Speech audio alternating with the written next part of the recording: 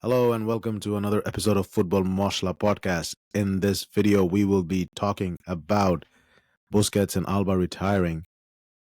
Sergio Regulon is the replacement of Alba. Saka and Raya getting new contracts. And the biggest news today, Barcelona and Villarreal going to play a La Liga match in Miami on December 20th, alongside Milan versus Como in Perth in February. So Perth, La Liga, Australia, and Miami, USA for yes, La Liga and Serie Serie. A match. Yeah. So the If you internet is have, if divided. you're watching this video, we're Football Moshla. We're here to give you all the spices all across the world of football, including what we just said. And yes, you heard it right. Serie A and La Liga matches are going to be outside of Italy and Spain. If you haven't subscribed to the channel, please subscribe to the channel. Give us a like, join us in the conversation, and leave a comment. We love to talk to you guys. Bring it on, Adil. What's next? So the internet is divided. A lot of football fanatics and pundits, including some players, saying that the La Liga matches should only be played in La Liga in Spain and Serie A matches should only be played in Italy. I mean, that's how we grew up watching. That's how a local league is. And if that's the case, that's it all comes down to what I've been seeing on Twitter and other social media platforms, that money talks, and the the fact that merchandise and all the fans are gonna it's gonna be a packed house no matter what. If it's Australia or Miami, anywhere else in Australia, anywhere else in the United States, the fan base is there. These are diverse countries, right? The countries England, Australia, Canada, United States, they have um, people from all across the globe. So even if you have, let's just say, a Middle Eastern league game, Al Ittihad and Al Nasser or someone, even the Ronaldo fan base will be there, right? So at the end of the day, why? Because of the monetary currency and all the other sources of income. They can make the amount of money in one game by hosting in the United States and Australia, what they probably cannot make in that same game being hosted in their own country. Maybe in a group stage of the Champions League, they can't even make that much money. So, yeah, yeah, I mean, listen, here's my take on it, and I'm going to be very, very honest with you guys. I have seen these glorified friendlies when these big clubs comes to United States for a tour, and I have been to many of these. And they summer series, yes, and then you don't get your money's worth because they bring the reserve players, the B team comes in, and some summer series are not competitive, right? So it's just a glorified friendly, but you actually pay a lot of money to go to these matches and get to the stadium. It's the same atmosphere, but the quality of the game, and you don't get your money's worth. But with the competitive game, a La Liga, let's look at Barcelona and Villarreal. Apparently, it's supposed to be Villarreal's home game that's coming to Miami instead of Barcelona's home game, right? So Villarreal coming to Miami, I'm pretty sure it's going to be less of Villarreal, more of Barcelona supporters. But regardless, it gets people like us an opportunity for flying local to attend the game instead of going to another country, and where it's not, sometimes it's not possible because of the cost, because of the family commitments and all the other stuff, scheduling, work, whatever. But if it's a local game in a city that it's maybe 3 hours away from me, that's a possibility more feasible. for a lot of more feasible, yes. And definitely you're gonna make a lot of money in the United States. Merchandise, commercialize it.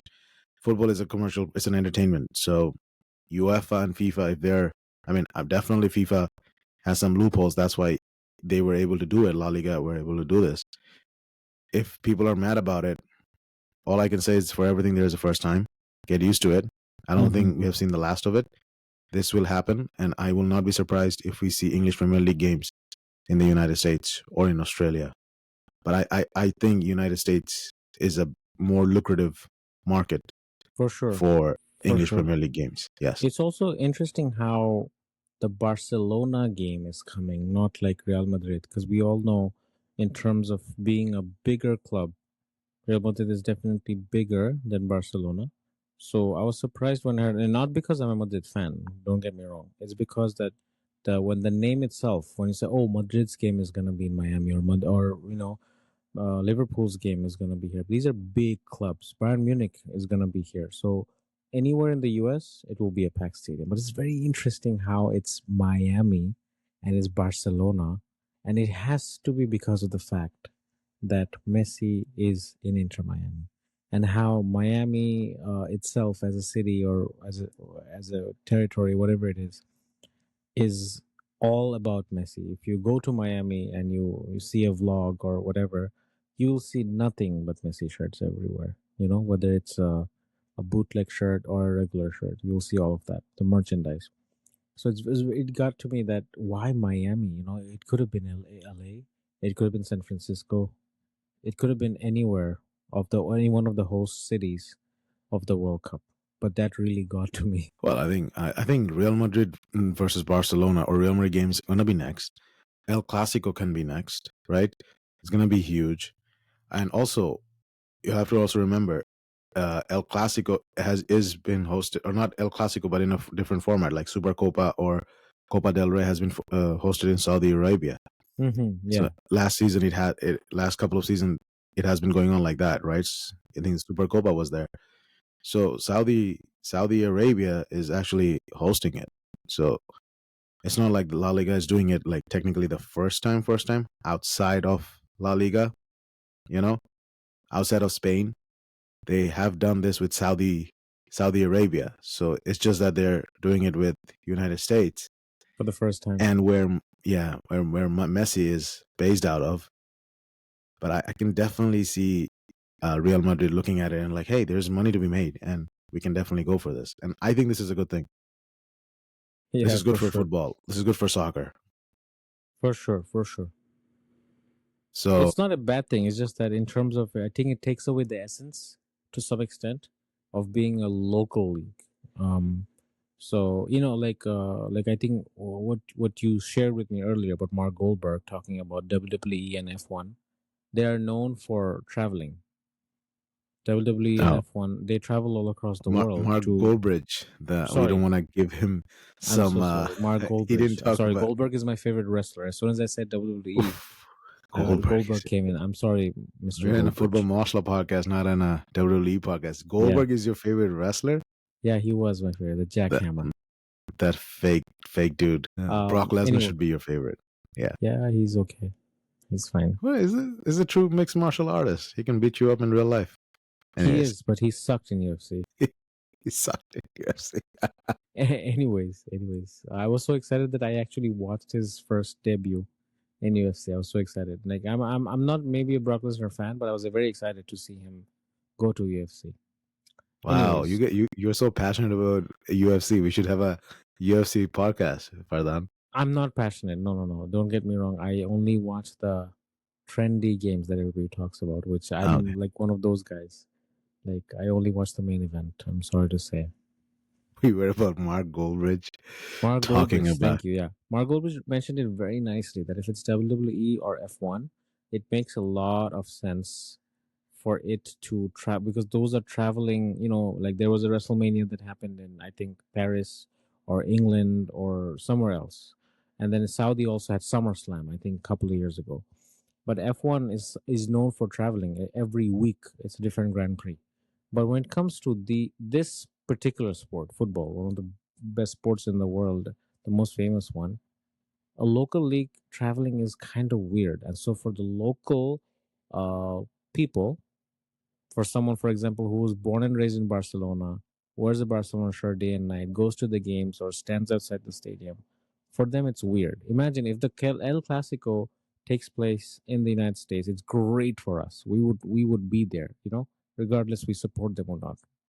But for that particular Madrid or Barcelona fan, they'll be like, why? Every year I get 2 or 3 games that I save money for, and now I have to watch it on TV. What? Why? I think that's what's from the emotional standpoint. That's what I thought. that is It's not a there. very valid point. It's a very valid point. But also, it can be said that that's only one game out of, let's say, 38 games you're playing outside of your own country, right?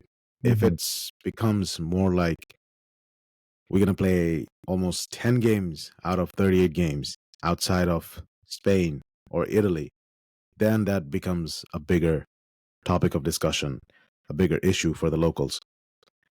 But yeah, it's a valid point. So I think there's both sides to it, and that's what it is. Staying in Miami, however, Fardan, staying in Miami, Busquets and Alba are retiring at the end of the season. Sergio Busquets and Jordi Alba are retiring. Two Barcelona elite players. One can be considered as a legend. The other can be considered as Messi's left hand. Always used Mhm. to pass to him, right? Jordi Alba still doing it at Inter In this case, Miami. I think Messi's left foot. Messi's left foot, left foot. Always passing it to Messi, even if he had a chance to score. Gonna pass it to Messi.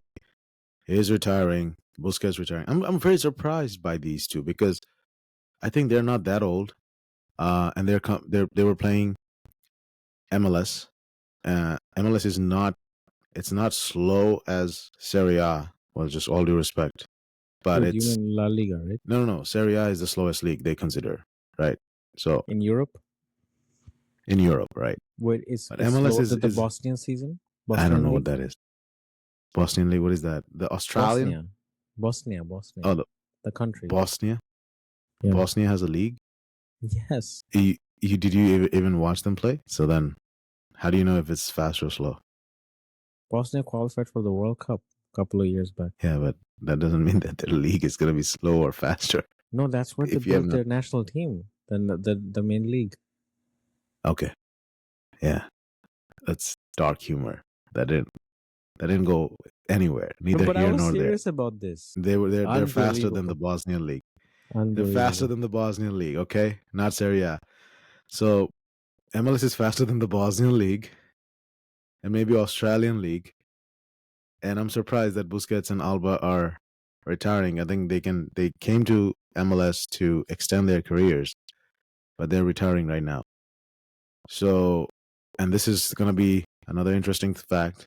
Alba's replacement and Inter Miami is going to be Sergio Regulon, former Tottenham and partially former Manchester United left back, who was at loan at one point in Manchester United, but he was a Real Madrid, former Tottenham, former Manchester United left back, And who I is a know, free right? agent right now. He's actually in a discussion with Inter Miami to be their new left back. So that's that. Um, are you surprised that they're returning for that? Yeah, it is. It is surprising. At the same time, initial reaction was surprise, and then I'm like, oh, now their income is actually better than how they were doing back in Barcelona. I know I just spoke about the money talks, right? That's how we started the podcast today. And I think, yeah, they could cash in for an early retirement. They could buy an island. They could do something like that. So it makes perfect sense. I mean, they don't have an exclusive deal with Apple TV or, ownership rights You're so similar to stuck, Messi. you're so stuck on that Apple TV I deal am. that Messi got. I am. Who talked about Apple TV before? Nobody did. Nobody. And then Their suddenly, quality is and better than a lot definitely, of yeah, yeah. 720p's. When I watched Ted Lasso, P, yeah, when I their watched Ted quality is way Lasso, and better. when I watched the movie with Chris Evans and Anna de Armas, I saw that. Your choice of heroines, Fardan, and heroes, huh? Actors and actresses. Hey, it's fine. I'm a Did it sellout. pass Okay, the eye test? absolutely, it did. It did. It Yeah, passed the eye test, huh? it passes the eye Okay. test. It didn't pass the eye test. It just, when in Bangladesh they call it distinction e pass kora. So it just it's surpassed everything. You know. It did. Yes. It was not young boys. It was men. I Men. get that. Exactly. Men. Men will be men. Men will be men. So, so you're still stuck on that Messi and MLS, So think about it. Apple When TV Apple deal. TV was not as known before, until Apple TV did that whole thing where they pulled in big actors, Reese Witherspoon, Chris Evans, and everybody else, and they started making TV shows and movies exclusively being produced by Apple cameras, Apple production, and everything. But still, it didn't do that good. But as soon as MLS came, MLS brings in Messi, and the deal comes Yeah, in. Apple TV yeah. is everywhere. Even Apple stocks went up, if I'm not wrong. Don't quote me on this. But everything Uh, skyrocketed after Apple's the stock announcement. goes up because of a lot of things. Yeah, but yes, Because of a lot of things. that Yeah, brought in a lot definitely. of It's eyeballs. not because of Yeah, this, but for a couple of days, that was all the whole world talked about Apple TV. But anyways, this topic is not about Apple TV. This topic is about Busquets and Alba. I am definitely surprised, at the same time not surprised, because of the money they have made within a short space of time. yeah, and they would have done the same with Ronaldo if Ronaldo wanted to come to the MLS. Apple TV would have paid him too. So it's just that they were looking for an athlete that draw eyeballs to, and that was Messi at that time. If it was Ronaldo, they would have done the same. So yeah, They probably would have, yes. so that's business right there. We are recording it at the time when LAFC is playing right now. So we Really? also should be watching. Yeah, we should be watching MLS right now instead of recording this. But LAFC Wow. is playing Toronto, Nice. and yeah, and if Boanga is on the bench, Oh, so is who he is on this the bench? Bonga? What's this? Dennis Boanga. He's the top scorer of MLS. 24 goals scored, top scorer tied with Lionel Messi. He is what you call the perfect striker that meets the eye, passes the eye test. He has a serious partnership with Hyun-Min Son. He is like Son's strike partner or Son's attacking partner. They struck up a great relationship on and off the pitch. He scores, he can dribble, he can make the runs in behind, he can score the tap-ins, he can dribble. So this is a very surprising thing. Dennis Boanga of LAFC, if you ask me, should be playing for a bigger club than LAFC. With all due respect, he should be playing in one of the big European clubs, an European league, maybe a Serie A, Bundesliga, hell, even Premier League secondary striker. He's 30 years old, but come on, he can still play for 2 more years. His fitness looks good. So that's where I am. And that's what I think, that Dennis Boanga deserves more coverage, more recognition. In the MLS, he might win the Golden Boot. He might What? score more than Lionel Messi. Messi plays in this league. There's no way Bonga can beat him. Come on, Messi plays here. 3 games to go. Anything can happen in 3 games. Messi loves assists. Boanga loves both Goals. assists and scoring goals. And the Sun factor might propel him to become the top scorer. The Sun factor. I like that. The Sun factor. The Boanga and Sun factor for LAFC.